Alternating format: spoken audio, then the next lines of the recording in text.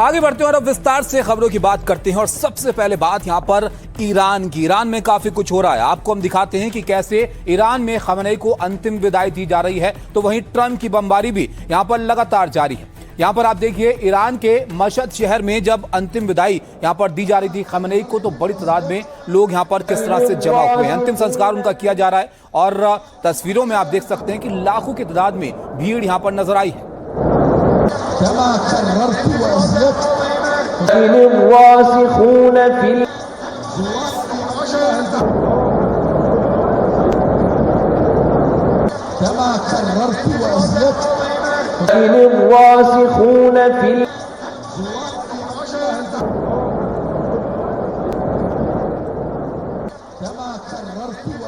तो ईरान में जब से तनाव की शुरुआत हुई है, तब से इस बात को लेकर सवाल था कि अली खमेनी का अंतिम संस्कार यहां पर कब किया जाएगा। और अब आखिरकार जब अंतिम संस्कार के लिए अंतिम यात्रा उनकी यहां पर निकली, तो सड़कों पर आप ये तस्वीर जरा देखिए किस तादाद में लोग यहां पर जमा हुए हैं, हाथ में झंडे हैं। हालांकि जब इस तनाव की शुरुआत हुई थी तब कुछ और नज़ारा वहां पर था, तब जो भीड़ सड़कों पर मौजूद थी वो वहां के उस वक्त के शासन के विरोध में थी, लेकिन अब सब कुछ यहां पर बदल गया है।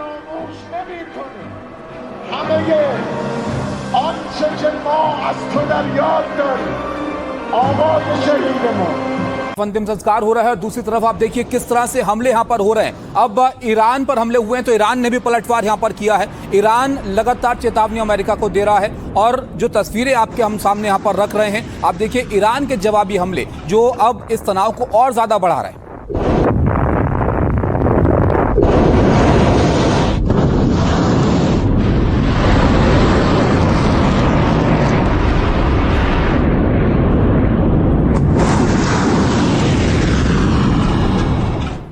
अमेरिका हर उस जगह को निशाना यहां पर बना रहा है जो ईरान के लिए बहुत महत्वपूर्ण है। ये चाबहार पोर्ट ईरान का, जिस पर जबरदस्त बमबारी यहां पर हुई है, अमेरिकी सेना ने यहां पर बमबारी की है और चाबहार पर ये जबरदस्त हमले यहां पर किए गए हैं।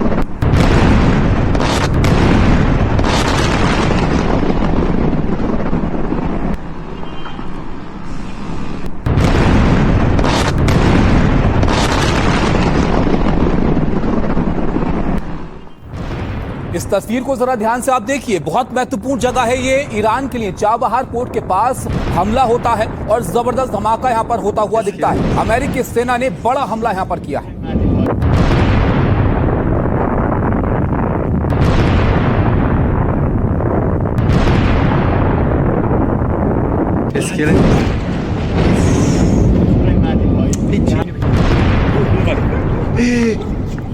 چیز بیا الان صداش میاد.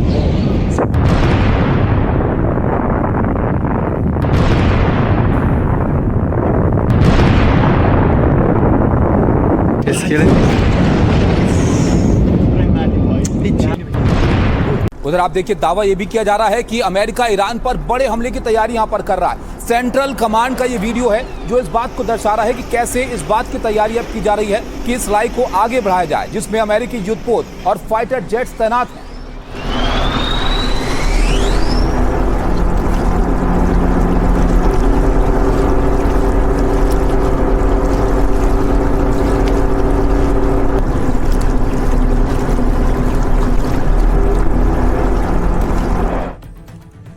तो देखा आपने किस तरह से एक दूसरे पर ताबड़तोड़ हमले यहां पर हो रहे हैं और ईरान अमेरिका की जो जंग है ये विध्वंसक मोड़ यहां पर लेती हुई जा रही है, क्योंकि अब अमेरिका पर ईरान ने बहुत बड़ा आरोप यहां पर लगा दिया।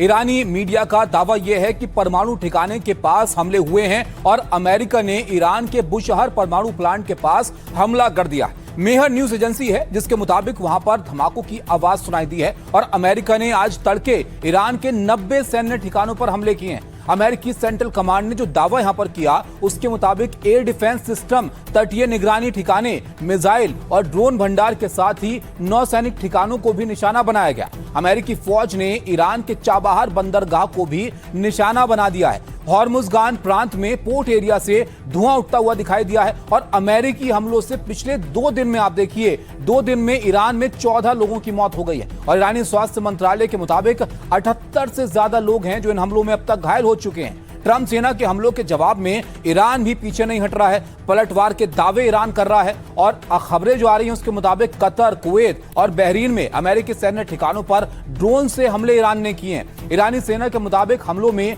कुवैत के पैट्रियट मिसाइल सिस्टम, कतर के अर्ली वार्निंग सैटेलाइट्स एंटीना को निशाना बनाया गया है, जबकि बहरीन में अमेरिकी सेना के फ्यूल टैंक को टारगेट किया गया। ईरान ने इन हमलों के लिए बड़ी संख्या में ड्रोन का इस्तेमाल किया। इस वक्त मिडिल ईस्ट में बने हुए ईरान अमेरिका के बीच फिर से तनाव यहां पर पैदा कर।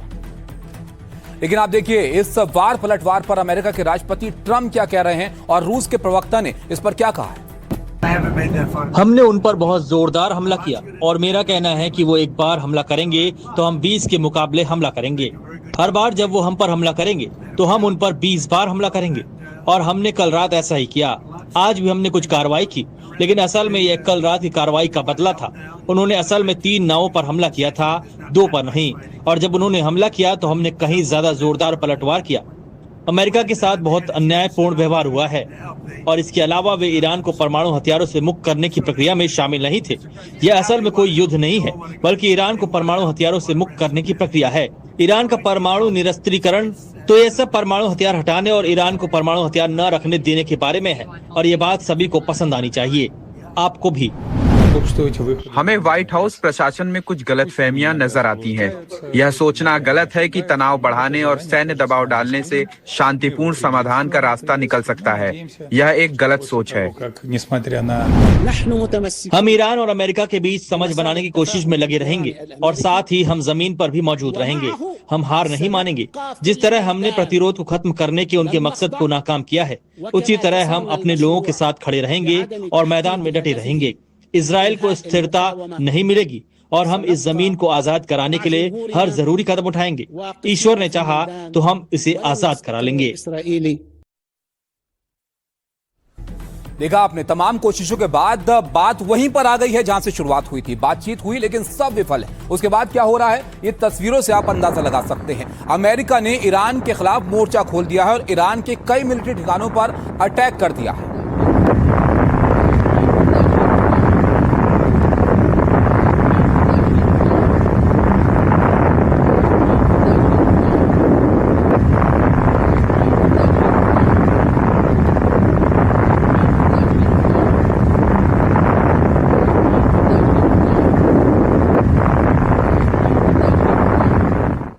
अब जाहिर तौर पर अमेरिका अगर हमले कर रहा है तो ईरान उसका जवाब देगा। कैसे ईरान दे रहा है जवाब, ये जरा आप यहां पर देखिए। ईरान ने जो हमले यहां पर किए हैं उसके बाद यहां पर कुवैत में ईरानी हमलों के बाद सायरन बजते हुए सुनाई दिए हैं।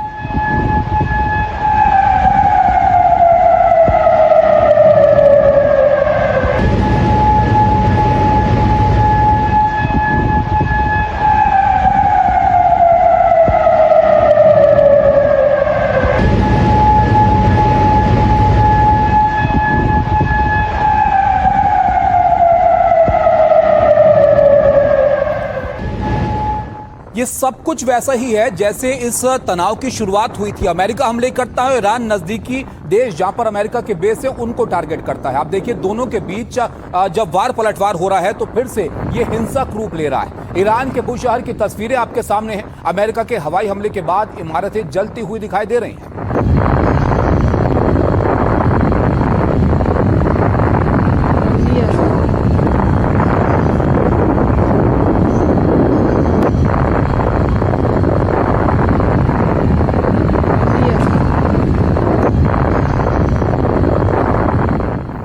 तबाही का मंजर है और बहुत जगह पर ऐसी तस्वीरें सामने आई हैं। एक और तस्वीर हम आपको दिखाते हैं। जब हमले यहां पर हुए तो उसके बाद ये पूरा इलाका धुआं धुआं हो गया।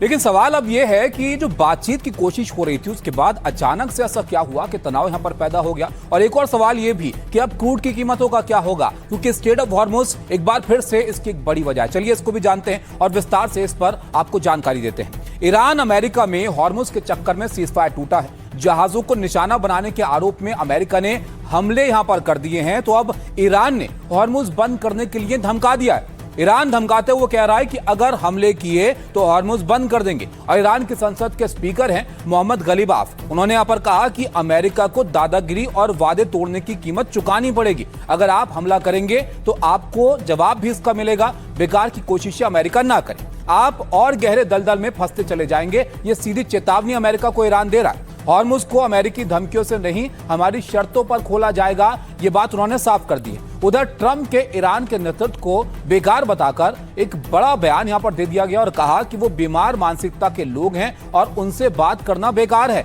डोनाल्ड ट्रंप ईरान के बारे में ये बात कह रहे हैं, तो आप सोचिए फिर बातचीत कहां पर यहां पर जा सकती है। दोनों ओर से होते हमले और तीखी बयानबाजी से तनाव काफी बढ़ गया है और लगातार दूसरे दिन कच्चे तेल के दामों में बढ़ोतरी हुई है। तेल और गैस की सप्लाई पर भी इसका असर पड़ने की आशंका है, क्योंकि इंटरनेशनल मैरीटाइम ऑर्गेनाइजेशन के प्रमुख ने यहां पर कहा कि हॉर्मुज में करीब 350 जहाज हैं और करीब 6000 क्रू मेंबर वहां पर फंसे हुए हैं। भारतीय विदेश मंत्रालय ने बताया कि हॉर्मुज में हमारे 9 जहाज हैं और इन जहाजों पर 198 क्रू मेंबर सवार हैं और सभी वहां पर फिलहाल सुरक्षित हैं। ये थोड़ी राहत की बात है, लेकिन एक बार फिर से वही हालात यहां पर बन गए। इस बीच अच्छी खबर यह है कि भारतीय जहाज ने हॉर्मुज पार किया है।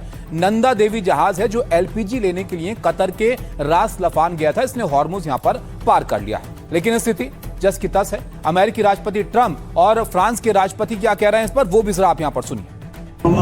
उन्होंने कुछ समय पहले फोन किया, वे समझौता करना चाहते हैं, लेकिन मुझे नहीं पता कि वे इसके योग्य हैं। मुझे नहीं लगता कि वे समझौते का पालन करेंगे। यही सबसे बड़ी समस्या है। मुझे हमेशा खतरा रहता है। मैं ईरान की लिस्ट में नंबर 1 पर हूँ। हम बहुत जल्दी जीत जाएंगे। यह करने का एक और तरीका है। हमारे पास जीतने के लिए कई तरीके हैं, लेकिन हम पहले ही मिलिट्री के तौर पर जीत चुके हैं। उनके पास बहुत कम चीजें बची हैं और वे बहुत बुरी तरह से डील करना चाहते हैं। उन्होंने कुछ देर पहले ही फोन किया था। वे बहुत बुरी तरह से डील करना चाहते हैं। बस मुझे नहीं पता कि क्या वे डील करने लायक हैं। मुझे नहीं पता कि वे डील का पालन करेंगे या नहीं। यही समस्या है।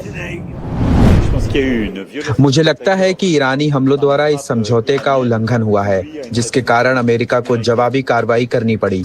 मेरा मानना है कि ईरानियों द्वारा किए गए ये हमले गलत थे, जो स्वयं उनके द्वारा हस्ताक्षरित समझौते का उल्लंघन करते हैं, जिसे इस्लामाबाद में तैयार किया गया था और ल्यूसर्न्स में हस्ताक्षरित किया गया।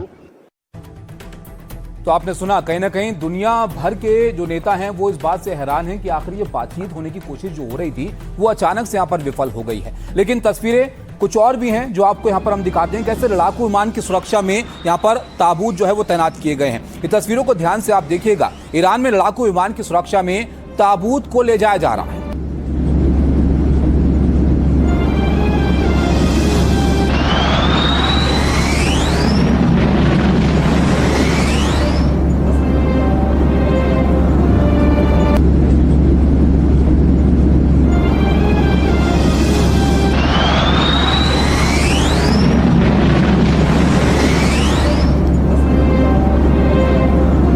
तस्वीरें कुछ इस तरह की तस्वीरें हैं जो आमतौर पर नजर नहीं आती हैं। एक ताबूत को ले जाने के लिए लड़ाकू विमानों को सुरक्षा में तैनात यहां पर करना पड़ा है और ये स्थिति इसलिए है क्योंकि अमेरिका एक बार फिर से हमले के मूड में है और तनावपूर्ण हालात यहां पर हो रहे हैं और अली खamenei का जनाजा यहां पर निकलना है और उस ताबूत के लिए कैसे आप देखिए लड़ाकू विमानों से सुरक्षा देनी पड़ रही है।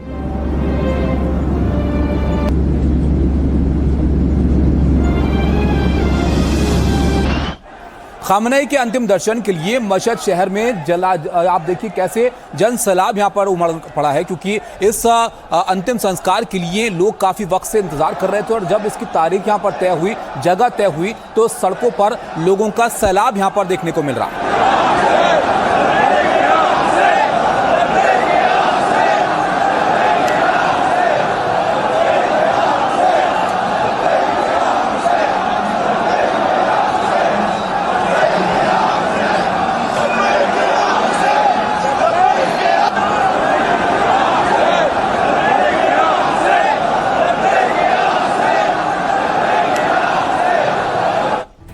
लब्बैक या हुसैन की नारेबाजी हो रही है और जनाजे में शिरकत करने के लिए लोग सड़कों पर उमड़े पड़े हुए हैं और तादाद कितनी है ये अंदाजा लगाना भी यहां पर मुश्किल है। मस्जिद में भी लोगों की भीड़ यहां पर जुटने लगी है।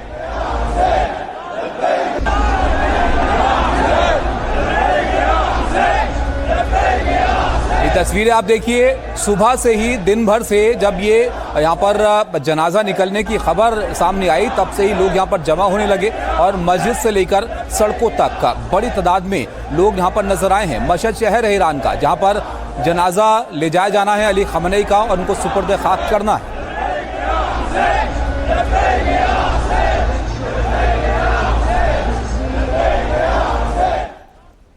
कुछ और तस्वीरें हम आपको दिखाते हैं जिसमें आप देखिए उस दरगाह पर जहां पर उनको दफनाना है। जब खमनेई का ताबूत लाया गया तो लोगों की भारी भीड़ वहां पर मौजूद थी और भावुक लोग यहां पर नजर आए।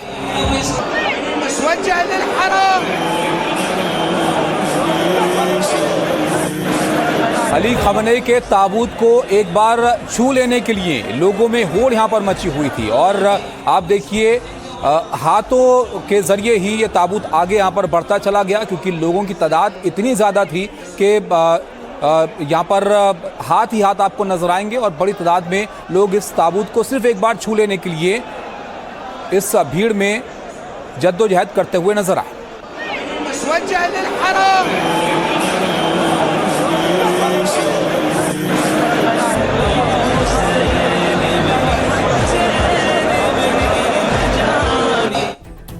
तस्वीरें आपने देखी यहाँ पर अली खमनेई का अंतिम संस्कार होना है, लेकिन सवाल यह है कि आखिर खमनेई के अंतिम संस्कार के लिए मशहद शहर को ही क्यों चुना गया। तो चलिए आपको बताते हैं कि इस शहर को ही आखिर यहाँ पर क्यों चुना गया, इसकी अहमियत क्या है। मशहद आज ईरान का दूसरा सबसे बड़ा शहर है। मशहद का मतलब होता है शहीद होने की जगह, जो शिया मुसलमानों के एक इमाम से जुड़ी हुई है। वो पैगंबर मोहम्मद के वंशज इमाम रजा हैं। इमाम रजा शिया इस्लाम के 8वें इमाम माने जाते हैं और कहते हैं कि बढ़ती लोकप्रियता से डरकर उनकी हत्या हो गई थी। दावा यह है कि तब के शासक अब्बासी ने जहर देकर उनको मरवा दिया था। जहां इमाम रजा को दफनाया गया, बाद में वो जगह मशहद कहलाई क्योंकि रजा इकलौते ऐसे इमाम हैं जिन्हें ईरान में दफनाया गया है। बाकी इमामों को सऊदी अरब या फिर इराक में दफनाया गया है। मशहद शहर में मौजूद इस इमाम रजा की दरगाह इसे कहते हैं और मशहद शहर और ये दरगाह शियाओं के लिए बहुत पवित्र है और मक्का, मदीना और करबला के बाद सबसे पवित्र इसको माना जाता है। यहाँ पर हर साल दुनिया के कई देशों से लाखों शिया पहुंचते हैं और इसी दरगाह में अब अली खमनेई को भी दफनाया जाना है। लेकिन आप देखिए, खमनेई के अंतिम संस्कार के बीच अमेरिकी सेना ईरान पर बम बरसा रही है। इन हमलों पर अंतिम संस्कार में आए लोग क्या कह रहे हैं वो भी आपको दिखाते हैं। ये लोग दुश्मनों को यह संदेश देना चाहते हैं कि वे अपनी बात पर अडिग हैं और सही गलत की इस लड़ाई में इराकी और ईरानी जनता एक है। इराकी लोग सही पक्ष और इस्लामिक रिपब्लिक के साथ एकजुट है। ईश्वर ने चाहा तो वे दुश्मनों के गले पर एक हाथ और एक तलवार बनकर खड़े होंगे। इराक की जनजातियां और खासकर करबला की जनजातियां महान अयतुल्ला अली खामनेई के अंतिम संस्कार जुलूस में शामिल हो रही हैं। उन्होंने इस्लाम और इस्लामी दुनिया के लिए बहुत कुछ किया है। वे वैश्विक अहंकार और अमेरिका इजराइल के हमलों के खिलाफ डटे रहे। उन्होंने सभी उत्पीड़ित देशों का समर्थन किया, अंततः शहादत प्राप्त की। जैसा कि इमाम हुसैन ने कहा था, खून तलवार पर भारी पड़ा, खून की तलवार पर जीत हुई और आज सैयद खामनेई विजेता है। उन्होंने इस्लाम के सिद्धांतों को स्थापित किया। तो आपने देखा, बड़ी तादाद में खमनेई के जनाजे में शामिल होने के लिए लोग पहुंचे हैं, लेकिन मशहद लाने से पहले कुछ और शहरों में भी उनके जनाजे को ले जाया गया। अब जरा ये तस्वीरें आप देखिए, करबला की हैं, जहां पर खमनेई के लिए किसी तादाद में भीड़ यहां पर जमा हो गई। इस दौरान भी उन्हें अंतिम विदाई देने के लिए लाखों लोग यहां पर पहुंचे और इराक के करबला में भी कुछ इसी तरह का मंजर देखने को मिला।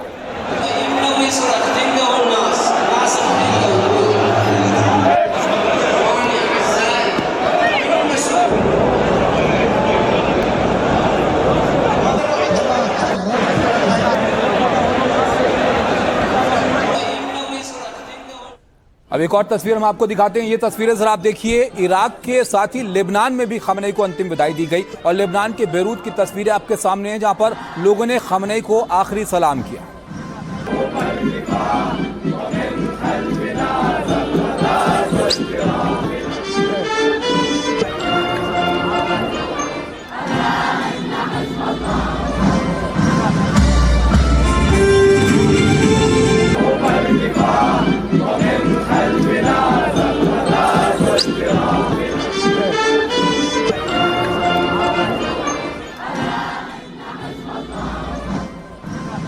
जब ईरान के सुप्रीम लीडर रहे खामेनेई अंतिम सफर पर थे तो ईरान से लेकर इराक तक उनके जनाजे में भारी भीड़ उमड़ रही थी। लेकिन जब मशहद में खामेनेई को सुपुर्द खाक करने की तैयारी थी तब तेहरान समेत कई प्रांतों से वहां लाखों लोग पहुंच रहे थे और तभी अमेरिका ने सीज फायर खत्म करके ईरान पर धावा बोल दिया। अब ईरान आरोप लगा रहा है कि ये जनाजे को टारगेट कर रहे हैं। IRGC ने कहा कि अमेरिका ने मशहद जाने वाले पुलों को निशाना बनाया। अमेरिका ने ईरान के पूर्वी प्रांतों के 2 पुलों को टारगेट किया। IRGC के मुताबिक यह हमला खामेनेई के अंतिम संस्कार के दौरान ध्यान भटकाने और समारोह को प्रभावित करने के लिए किया गया। इससे पहले ईरानी मीडिया ने दावा किया था कि अमेरिकी सेना के गोलिस्तान प्रांत के रेलवे ब्रिज पर 7 मिसाइलें दागी गई, जिसमें अमेरिका की 2 मिसाइलें रेलवे ट्रैक पर फट गई थी और हमले के बाद ईरान में तेहरान के मशहद ट्रेन सेवा ईरान को बंद करनी पड़ी। रेलवे लाइन का एक हिस्सा तबाह हो गया, इसीलिए यह फैसला लेना पड़ा। हालांकि ईरान रेलवे ने कहा कि मरम्मत के लिए टीमें यहां पर भेजी गई हैं और वो जल्द काम पूरा कर लेंगी और रेलवे लाइन को बहाल करने में वो जुटी हुई हैं। दरअसल तेहरान समेत कई इलाके हैं जहां से लोग मशहद जा रहे थे और खामेनेई के जनाजे में रोज लाखों लोगों का आना शक्ति प्रदर्शन यहां पर माना जा रहा है, जो अमेरिका इजराइल के लिए रणनीतिक तौर पर भी एक बड़ा झटका था और इसीलिए ये आरोप यहां पर लगाए जा रहे हैं। आप सुनते हैं कि ईरानी सैन्य प्रवक्ता का इस पर क्या कहना है कि कैसे अमेरिका के खिलाफ वो तैयारी कर रहा है। मुख्यालय ने घोषणा की है कि देश के दक्षिणी हिस्से पर हमले और आक्रामकता के लिए अमेरिका के खिलाफ कड़ा जवाब तैयार किया जा रहा है। साथ ही इस बात पर जोर दिया गया है कि तेहरान कभी भी वॉशिंगटन को आक्रामक अमेरिकी सेना का साथ देने वाला कोई भी व्यक्ति ईरान की सशस्त्र सेनाओं के लिए एक वैध निशाना होगा। तो देखा आपने क्या कुछ चल रहा है मिडिल ईस्ट में, उस पर और विस्तार से बात करेंगे। अभी आपको एक बड़ी खबर हम बताते हैं। अमेरिका में पीएम मोदी के दौरे को लेकर एक बड़ी खबर है। उससे पहले चीन से एक जानकारी आपको देते हैं। चीन के जूता कारखाने में भीषण आग लग गई है। हादसे में कम से कम 28 लोगों की मौत हो गई है। यहाँ पर जिनजियांग शहर में यह बड़ा हादसा हुआ है। खिड़कियां और छत पर लोग फंसे हुए नजर आए हैं। राहत बचाव के लिए टीमें यहाँ पर भेजी गई हैं। राष्ट्रपति शी जिनपिंग ने निर्देश यहाँ पर दिए हैं कि तलाश और बचाव की जाए और हर संभव प्रयास इसके लिए किए जाएं। हादसे की वजहों की जांच के आदेश दिए गए हैं और जिम्मेदार लोगों को कड़ी सजा मिलेगी। घायलों के इलाज के लिए पुख्ता इंतजाम हो, ये बात वहां पर राष्ट्रपति शी जिनपिंग ने साफ कह दी है। तो बड़ा हादसा यहाँ पर हो गया है चीन में। ये तस्वीरें जरा आप देखिए, जूता फैक्ट्री थी जिसमें भीषण आग यहाँ पर लगी है और जो तस्वीरें सामने आई हैं उसमें लोग यहाँ पर फंसे हुए नजर आए हैं। देखिए आप जरा, एनडीटीवी पर एक्सक्लूसिव तस्वीरें आप देख रहे हैं। ये एक व्यक्ति धुएं और आग के बीच में आपको यहाँ पर नजर आ रहा है, जो बाहर निकलने की कोशिश यहाँ पर कर रहा है और उसका हाथ छूटता है, वो नीचे यहाँ पर गिर जाता है। ये भयानक मंजर जो इन तस्वीरों में सामने आया है। चीन की जूता कारखाने में यह आग लग गई है और इस हादसे में बताया जा रहा है कि कम से कम 28 लोगों की मौत हो गई है। जिनजियांग शहर है यहाँ का जहां ये बड़ा हादसा हुआ है। खिड़कियां और छत पर लोग फंसे हुए दिखे हैं। अब राहत बचाव का काम यहाँ पर किया जा रहा है। राष्ट्रपति शी जिनपिंग ने इसके लिए निर्देश दिए हैं।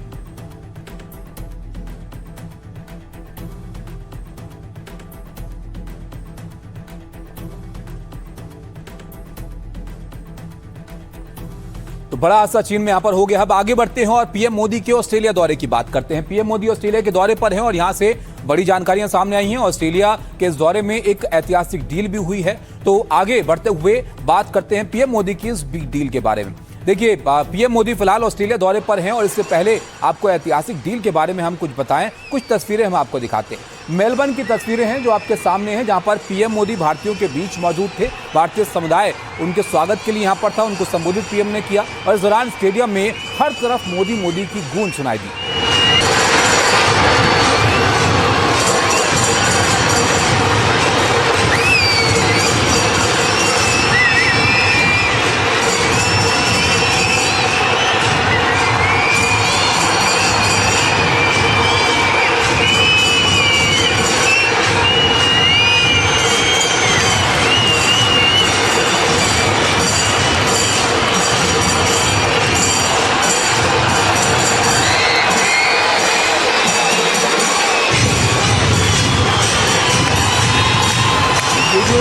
गूंज आप यहां पर सुन रहे हैं, ये स्टेडियम में मौजूद उन लोगों की है जो भारतीय प्रधानमंत्री के स्वागत के लिए स्टेडियम में मौजूद थे। तो किसी कॉन्सर्ट की तरह वहां पर माहौल था, लोग बेसब्री से पीएम का इंतजार कर रहे थे और पीएम ने जब उनको वहां पर संबोधित किया तो तमाम बातों का जिक्र पीएम मोदी ने यहां पर किया कि कैसे स्टार्टअप को लेकर भारत आगे बढ़ रहा है, तमाम चीजें हैं जिसकी दिशा में भारत का विकास की रफ्तार को पकड़ रहा है। कुछ और तस्वीरें हम आपको दिखाते हैं किस तरह से ये आयोजन यहाँ पर किया गया। मंच पर कलाकार भी मौजूद थे, कुछ खास खूबसूरत प्रस्तुतियां भी यहाँ पर की गई।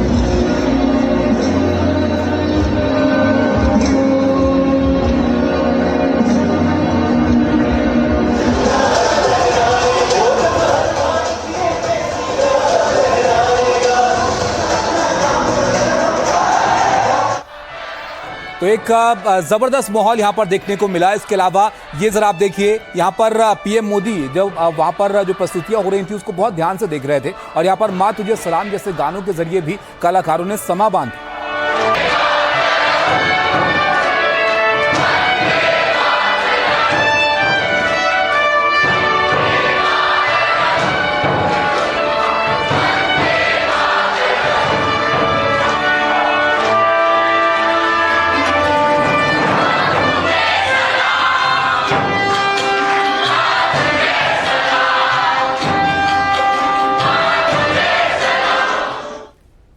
इस स्टेडियम में जहां पर पीएम मोदी भारतीयों को संबोधित कर रहे थे, 30,000 भारतीय यहां पर मौजूद थे और 30,000 भारतीयों को पीएम ने संबोधित किया और इस दौरान उन्होंने ऑस्ट्रेलिया पीएम की इतने खास अंदाज में तारीफ की कि पूरा स्टेडियम रोशनी से जगमगा गया। प्रधानमंत्री, मैं अपना भाषण शुरू करूं इससे पहले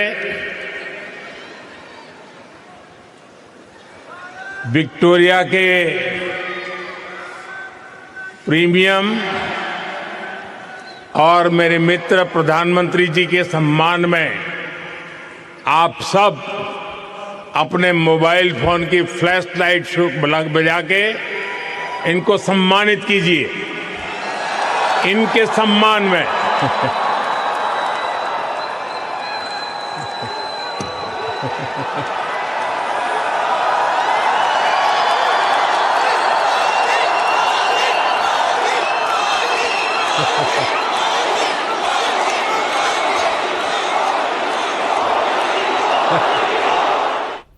पीएम मोदी ने कहा तो ऑस्ट्रेलिया पीएम के सम्मान में फ्लैश लाइट जलाकर लोगों ने यहां पर स्वागत किया। दोनों देशों के बीच वैसे आज कई अहम समझौते भी हुए हैं और इस बीच ऑस्ट्रेलिया पीएम और प्रधानमंत्री मोदी ने इसे और यादगार बनाने के लिए खास सेल्फी भी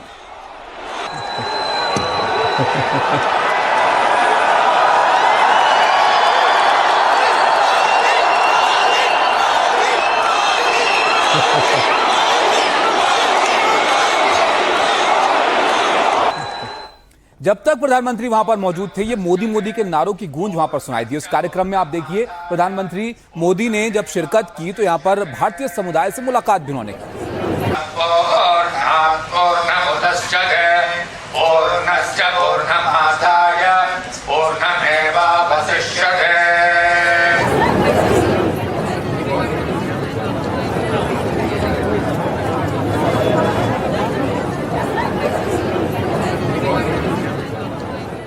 स्टेडियम के अंदर की तस्वीरें आपने देखी। मेलबर्न में स्टेडियम के अंदर जो जोश था, बाहर भी कुछ वैसा ही था और यहाँ पर लोगों ने झालमुड़ी की तारीफ करते हुए वो नहीं थक रहे थे। आपको बता दें कि इस बार बंगाल के चुनाव के दौरान झालमुड़ी की खूब चर्चा हुई थी और बीजेपी ने जीत के बाद झालमुड़ी पार्टी भी यहाँ पर की थी। Jhalmuri indeed is a national snack of India. Jhalmuri jhalmuri corona को हुड़ोहुड़ी झालमुड़ी झालमुड़ी खाबे छोड़ा खाबे छुड़ी झालमुड़ी झालमुड़ी না কিন্তু নয় যদি ঝালমুড়ি ঝালমুড়ি এসেছেন প্রধানমন্ত্রী নরেন্দ্র মোदी। तो कई सारे भारतीय रंग पीएम मोदी के इस दौरे में देखने को मिल रहे हैं। पीएम मोदी ने विक्टोरिया के गवर्नर से भी यहां पर मुलाकात की और इस मुलाकात से पहले उन्हें गार्ड ऑफ ऑनर भी दिया गया।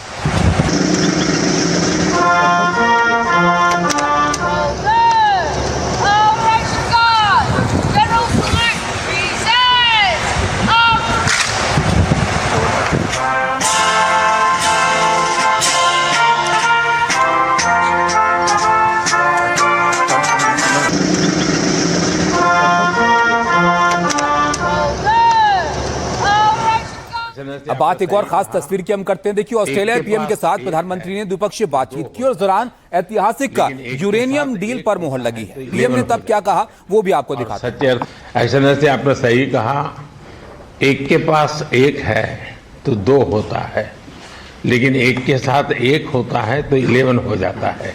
और सच्चे अर्थ में आज भारत और ऑस्ट्रेलिया साथ साथ है, इसलिए एक के बगल में एक 2 नहीं हो रहा, एक के बगल में एक 11 हो रहा है। तो बहुत महत्वपूर्ण डील यहां पर हुई है और इसके साथ ही उन्होंने अलग अलग कंपनियों के सीईओज के साथ भी यहां पर मुलाकात की है, जिसकी तस्वीरें हम आपको यहां पर दिखा रहे हैं। तो तमाम पहलुओं पर बातचीत हुई है पीएम मोदी के ऑस्ट्रेलिया दौरे में।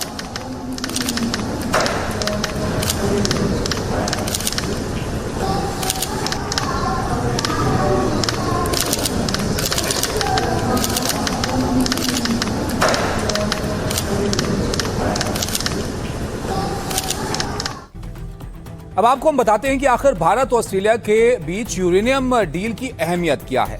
पीएम मोदी का जो ऑस्ट्रेलिया दौरा है उसके कई मायने यहां पर हैं, बहुत अहम इसको माना जा रहा है कई मायनों में। दोनों देशों के बीच रक्षा, व्यापार, ऊर्जा समेत कई अहम समझौते यहां पर हुए हैं, लेकिन इसमें सबसे ऐतिहासिक है ऑस्ट्रेलिया से हुई यूरेनियम डील। दोनों देशों के पीएम की मीटिंग के बाद इस डील पर मोहर लगी है और इस समझौते के बाद पीएम मोदी ने 30,000 भारतीयों को संबोधित किया। उन्होंने कहा कि यूरेनियम डील से भारत का ऊर्जा मिशन मजबूत होगा और यूरेनियम के इस्तेमाल से गगनयान जैसे मिशन को मदद मिलेगी। भारत फिलहाल 4 देशों से यूरेनियम खरीदता है और ऑस्ट्रेलिया 5वां ऐसा देश हो जाएगा जिससे भारत यूरेनियम खरीदेगा। यूरेनियम का जिक्र होते ही सबसे पहले परमाणु बम का ख्याल आता है, लेकिन भारत को बम नहीं, बिजली बनाने के लिए यूरेनियम चाहिए। फिलहाल टारगेट है कि 2070 तक कार्बन उत्सर्जन ना के बराबर हो और ऐसा तभी हो सकता है जब कोयले से बिजली बनाने पर निर्भरता को कम किया जाए। न्यूक्लियर प्लांट में बिजली बनने से कोयले पर निर्भरता कम होगी। और इस समझौते के बाद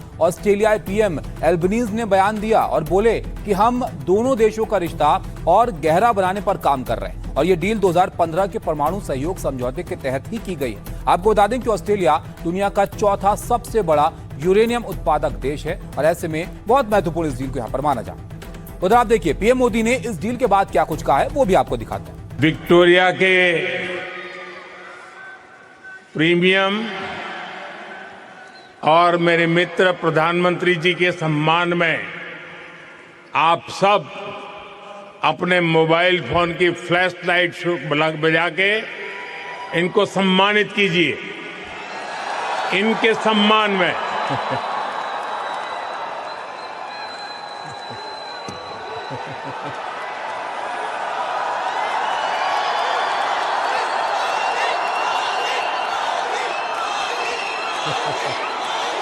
एक दीप से जले दूसरा, जलते दीप हजार।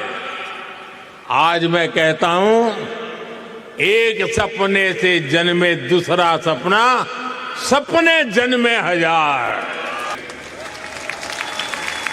साथियों, भारत और ऑस्ट्रेलिया जो कुछ भी करते हैं वो हम दोनों देशों के लिए भी शुभ होता है। इसका एक बड़ा उदाहरण भारत ऑस्ट्रेलिया ट्रेड एग्रीमेंट है। आपने वो शेर सुना होगा, आपको तो याद भी होगा, मैं अकेला ही चला था, जानिब ए मंजिल, लोग साथ आते गए और कारवां बनता गया। भारत ऑस्ट्रेलिया संबंधों को अपने जोश से भरते रहिए, चौके छक्के मारते रहिए। तो देखा आपने पीएम मोदी का खास अंदाज ऑस्ट्रेलिया में देखने को मिला। एक बड़ी डील भी यहां पर हो गई है जो कार्बन उत्सर्जन कम करने में बहुत महत्वपूर्ण यहां पर साबित होगी आने वाले वक्त में। अब आगे बढ़ते हैं और अब बात करते हैं यूपी की सियासत की। क्यों यहां पर मंदिर और कब्रिस्तान को लेकर सियासत गरमा रही है। राम मंदिर में चढ़ावे की चोरी की जांच के बीच अब इस पर सियासत तेज हो गई है। विपक्ष ने चढ़ावे की चोरी को योगी सरकार पर हमले का हथियार बना लिया है, तो सत्ता पक्ष की ओर से कब्रिस्तान का नाम लेकर अब पलटवार किया जा रहा है। उधर राम मंदिर पर तेज हो रही सियासत के बीच सीएम योगी आदित्यनाथ बांदा और चित्रकूट में थे और उन्होंने बांदा के कामतानाथ मंदिर में विधि विधान से पूजा पाठ की।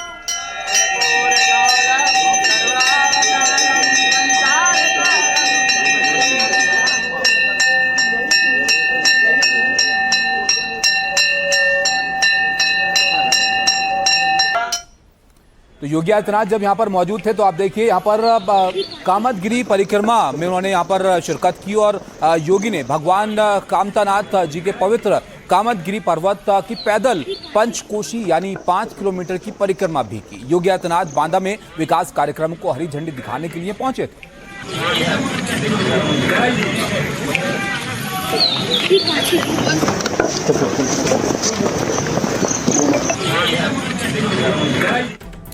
तो बांदा में जब सीएम यहां पर मौजूद थे तो आप देखिए अलग अंदाज उनका यहां पर देखने को मिला। उन्होंने खुद से यहां पर बांदा में परिक्रमा तो की और रास्ते में उन्होंने बंदरों को भोजन भी खिलाया।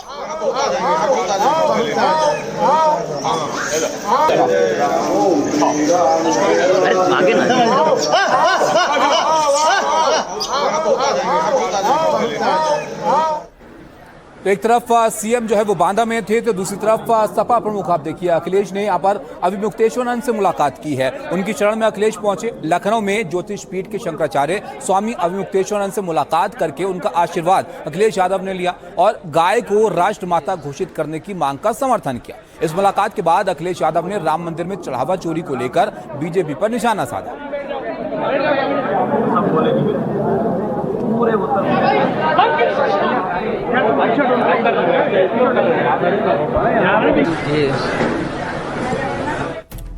आइए अब देखते हैं कि सियासत की लड़ाई कैसे मंदिर और कब्रिस्तान की लड़ाई में बदल गई है। सबसे पहले आप देखते हैं कि योगी आदित्यनाथ ने समाजवादी पार्टी पर कैसे हमला किया।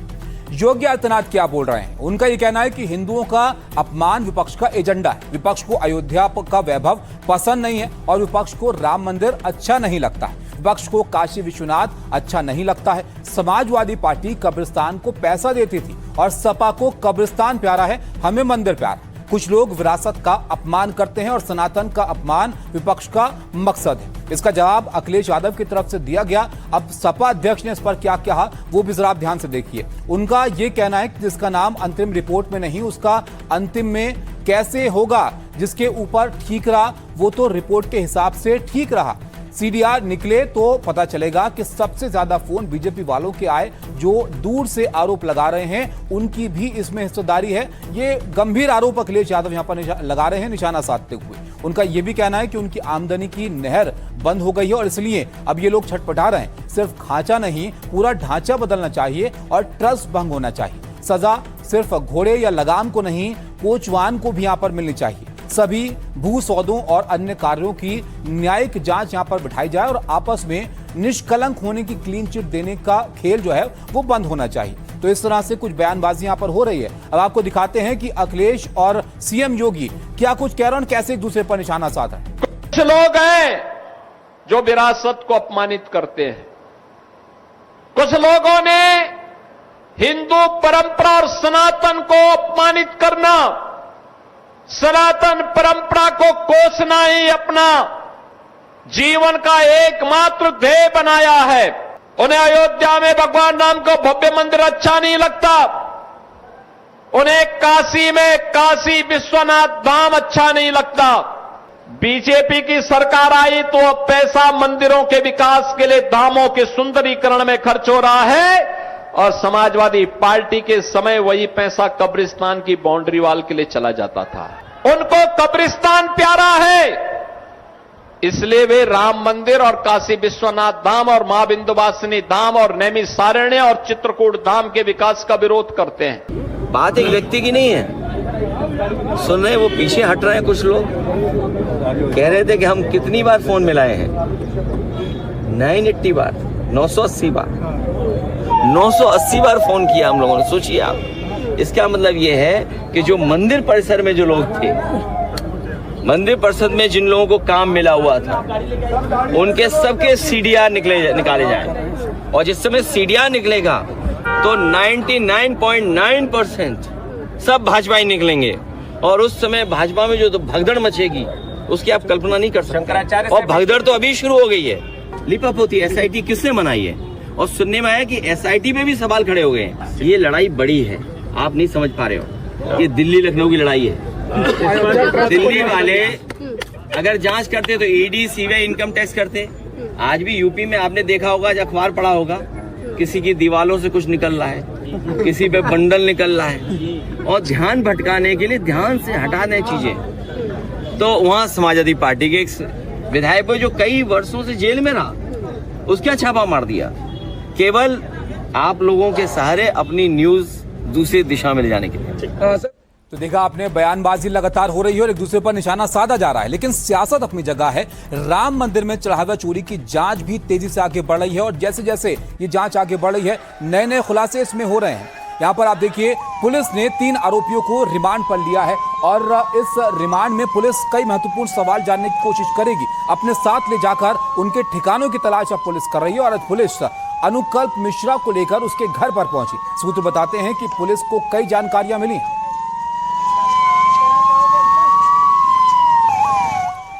इस बीच आरोपियों और उनके परिवार वालों ने चुप्पी साध रखी है। मीडिया ने जब अनुकल्प मिश्रा के चाचा से सवाल किया तो उन्होंने कुछ भी बोलने से इनकार कर दिया।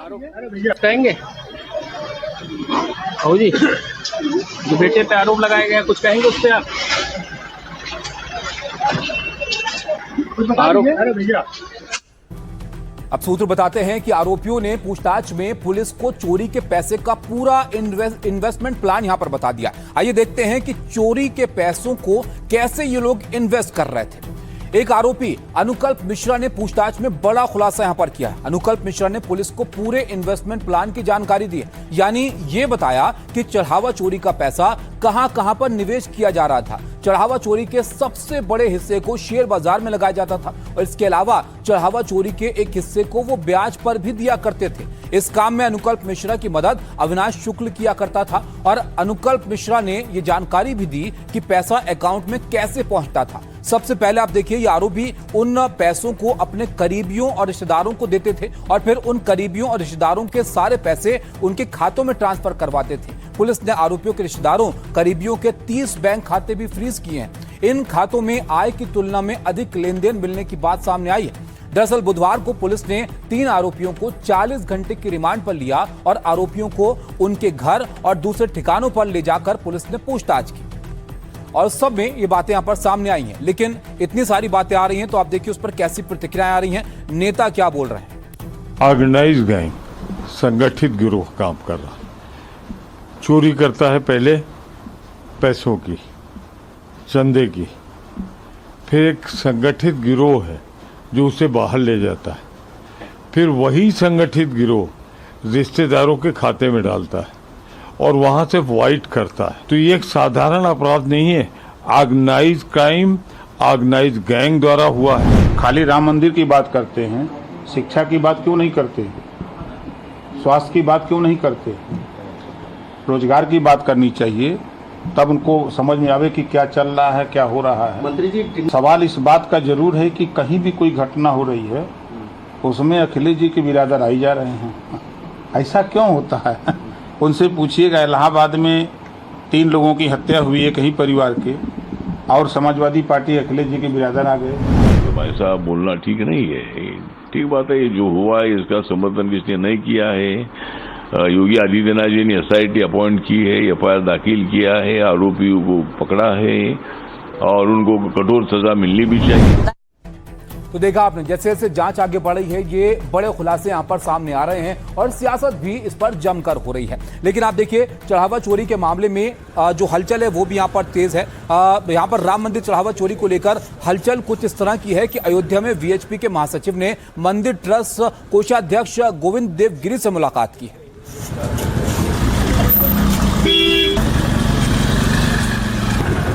उधर चढ़ावा चोरी को लेकर कांग्रेस ने भी मोर्चा खोल रखा है। महाराष्ट्र के संभाजीनगर में यहां पर कांग्रेस कार्यकर्ताओं ने भजन गाकर विरोध प्रदर्शन किया।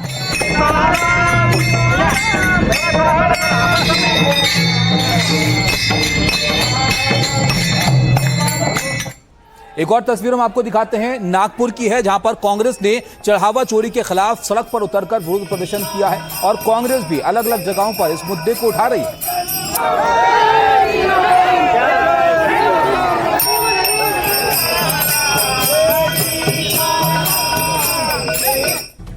चंदा चोरी को लेकर एक और बड़ा खुलासा यहां पर हुआ है। चंदे की चोरी में नोटों की गिनती कैसे यहां पर हो रही थी, उसमें कैसे हेरफेर हुई है, ये बातें यहां पर सामने आई हैं। अब देखिए, गिनती के दौरान नहीं बल्कि उससे पहले ही यहां पर चोरी होती थी। नोटों की गिनती मशीनों के जरिए होती थी और गिरफ्तार आरोपियों का काम यह था कि चंदे में आए नोटों को वो सलीके से लगाएं और इसके बाद उसको एसबीआई बैंक के कर्मचारी अपनी मशीन में रखते थे। मशीन में ही नोट अलग किए जाते थे। मतलब ये साफ है कि चंदे में आए नोटों को सलीके से लगाते वक्त ही चोरी को अंजाम दिया जाता था।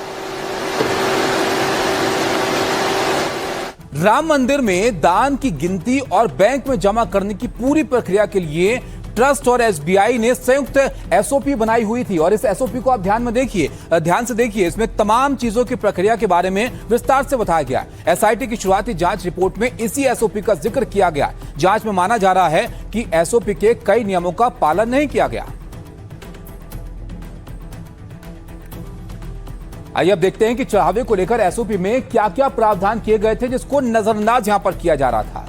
चढ़ावे को लेकर जो नियम बनाए गए थे उसमें सबसे महत्वपूर्ण नियम था दान पात्र की रकम तय समय पर बैंक खाते में जमा कराई जाए। गिनती की पूरी प्रक्रिया पारदर्शी हो और नियमों के मुताबिक हो और नोट गिनने वाली मशीनों की नियमित जांच की जाए और सही इस्तेमाल इसका किया जाए। गिनती कक्ष में जरूरत से ज्यादा कैश जमा ना रखा जाए और गिनती में लगे कर्मचारियों का पूरा रिकॉर्ड यहां पर रखा जाए। एसबीआई अधिकारियों का हर महीने रोटेशन किया जाना था। इसके अलावा दान की गिनती कैसे होगी इसके बारे में भी यहां पर एसओपी में जिक्र है। दान पात्र से निकली रकम पहले तय बॉक्स में रखी जानी थी। सभी बॉक्स और बोरों को क्रमवार खोलकर गिना जाए। जितनी नकदी मौजूद हो सभी को गिनती यहां पर की जाए और फटे खराब नोट अलग यहां पर रखे जाए। सिक्के मशीन से गिने जाएं और दान में मिली दूसरी वस्तुओं का अलग से रिकॉर्ड बनाया जाए। सामान ट्रस्ट को सौंपने के बाद सुरक्षित लॉकर में रखा जाना था। इसके अलावा देखिए ट्रस्ट की जिम्मेदारी क्या थी, उसको लेकर एसओपी क्या कहते हैं।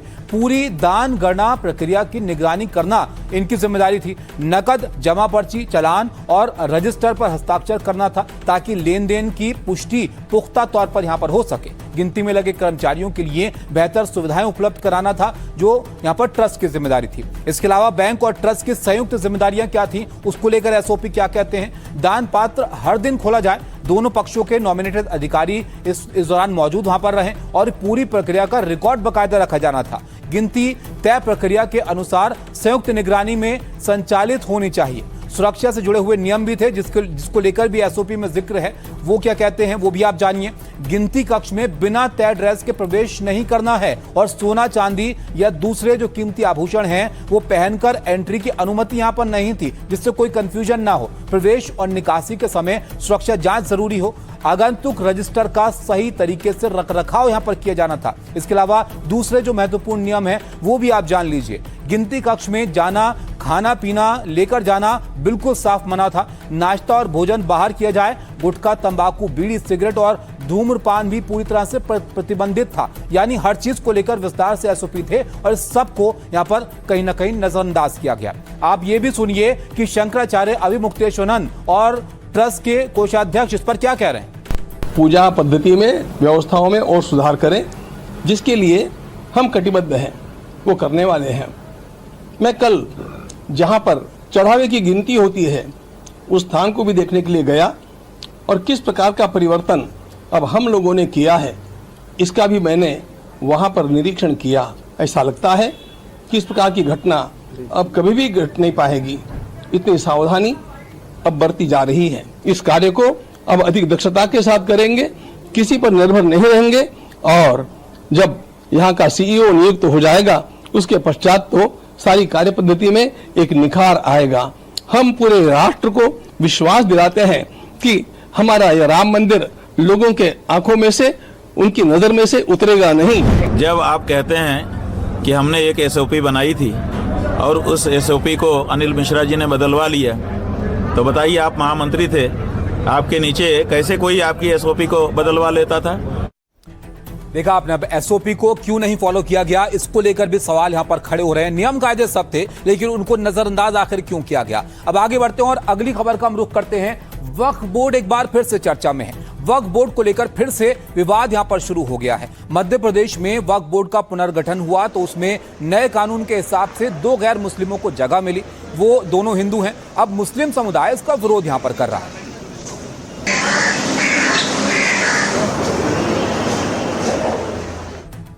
एमपी की तरह वक्फ के पुनर्गठन की बात यहां पर यूपी में भी हो रही है और एमपी की तरह यूपी में भी वक्फ बोर्ड का पुनर्गठन किया जाएगा। उत्तर प्रदेश में आप देखिए वक्फ बोर्ड में 2 गैर मुस्लिम समुदाय होंगे, सदस्य होंगे, माफ कीजिएगा, और गैर मुस्लिमों में सिर्फ हिंदू नहीं बल्कि ईसाई भी यहां पर हो सकते हैं। पिछड़े पसमानदा मुसलमानों का प्रतिनिधित्व भी यहां पर होगा और यूपी वक्फ बोर्ड में महिलाओं की भी भागीदारी होगी। ये जानकारी यूपी के अल्पसंख्यक कल्याण मंत्री ने खुद दी है। दानिश अंसारी ने इस बारे में बताया कि मध्य प्रदेश के मॉडल को वो सही मान रहे हैं। उन्होंने कहा कि गैर मुस्लिम समुदाय से पारदर्शिता यहां पर बढ़ेगी। एमपी में नए गठित वक्फ बोर्ड में 2 हिंदुओं की एंट्री हुई है, लेकिन मुस्लिम समुदाय ने इस कदम का विरोध यहां पर किया है। इस विवाद में भोपाल के निकाह काजी ने इस्तीफा तक दे दिया है और कहा कि गैर मुसलमानों को शामिल करना उन्हें स्वीकार नहीं है। कई मुस्लिम संगठनों ने कोर्ट में चुनौती देने की बात भी यहां पर कही है। इस बीच मध्य प्रदेश सरकार के फैसले पर सियासत काफी तेज है। कांग्रेस के एक विधायक ने यहां पर कहा कि वो फैसले को सुप्रीम कोर्ट में चुनौती देंगे।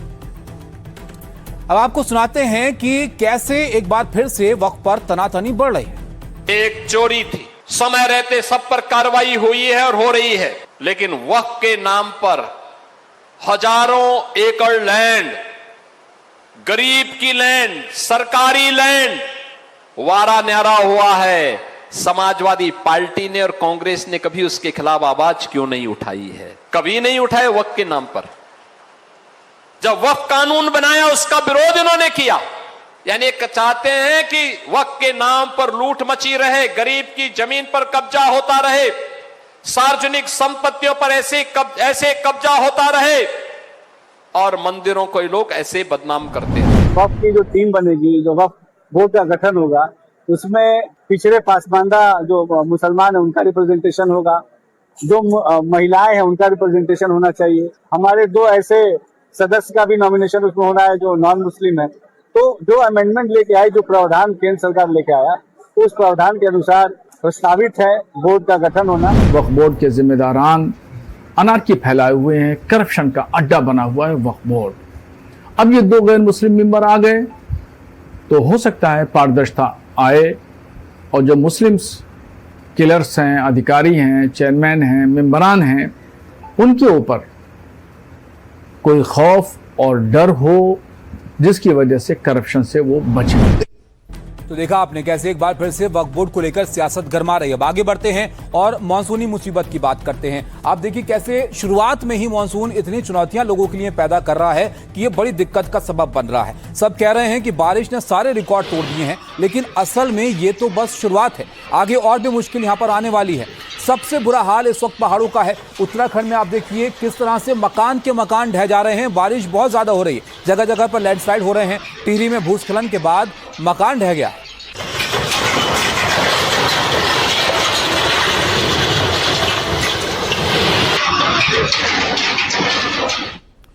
यही कुछ हाल हिमाचल के चंबा का भी है। यहां पर पहाड़ों से बड़े बड़े बोल्डर गिर रहे हैं और नतीजा ये हो रहा है कि रास्ते बंद हो जा रहे हैं। ये गिरने के बाद रास्ता यहां पर ब्लॉक हो गया। फिलहाल मलबा हटाने का काम किया जा रहा है।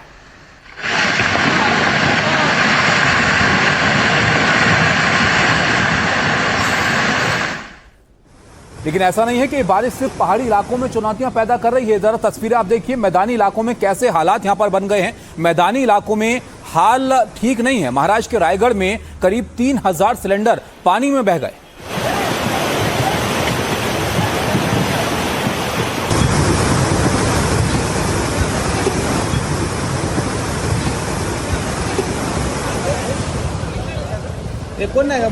लेकिन आप देखिए कैसे लोगों ने आपदा को अवसर में यहां पर बदल दिया। तेज बहाव के बीच ये लोग सिलेंडर उठाकर ले जाते हुए दिखे। सिलेंडर पाने के लिए लोगों ने जान जोखिम में अपनी डाल दी।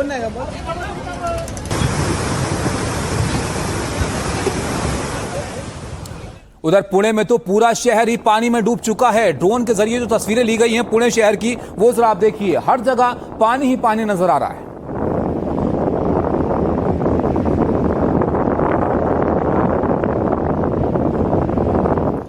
तो शहरी इलाकों में पानी भरा हुआ है, नदियां उफान पर हैं, पहाड़ों पर लैंडस्लाइड हो रहे हैं। ये पूर्वोत्तर राज्यों का हाल आप देखिए, यहाँ पर तेज बहाव के साथ पानी बहता हुआ दिख रहा है। मेघालय में पानी की तेज धार में कार ही बह गई।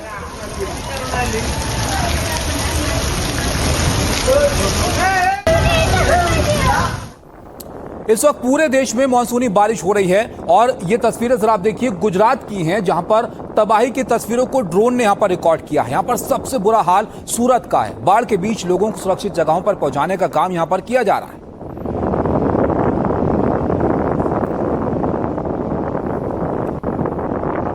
यूपी की बात करें तो यूपी में भी कई हिस्सों में स्थिति बहुत फिक्र वाली हो गई है। सहारनपुर में आप देखिए यहाँ पर सैलाब नजर आ रहा है, लोग यहाँ पर फंस गए तो उसको बचाने की कोशिश लोगों ने की है। सैलाब के बीच बाइक सवार यहाँ पर बह गया, लेकिन लोगों ने उसको सही वक्त पर बचा लिया।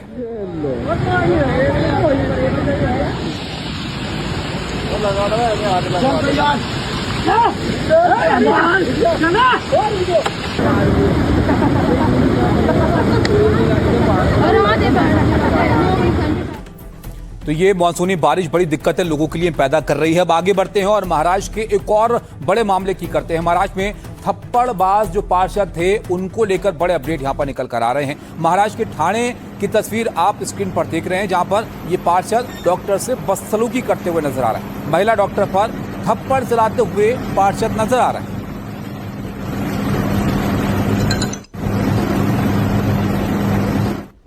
और ये मामला इतना गर्मा गया है सियासी तौर पर कि लोगों में काफी गुस्सा है। मामला तक यहां पर दर्ज कर लिया गया है। पार्षद की बदसलूकी की एक और तस्वीर आप जरा देखिए, जब मेडिकल स्टाफ के साथ पार्षद ने पहले बहस की और फिर गला पकड़कर उसको पीटा।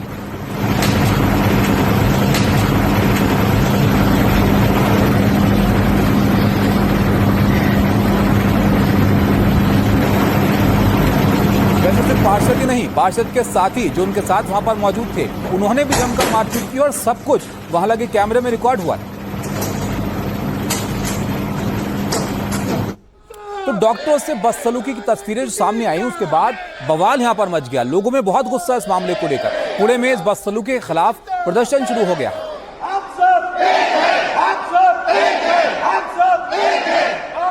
जब बवाल ज्यादा बढ़ा तो आरोपियों को पुलिस ने गिरफ्तार कर लिया है और पार्षद के साथ यहां पर जो गिरफ्तारी हुई है उसके बाद लोगों में गुस्सा कम होने का नाम नहीं ले रहा है। गिरफ्तारी होते ही उनकी तबीयत यहां पर बिगड़ गई है।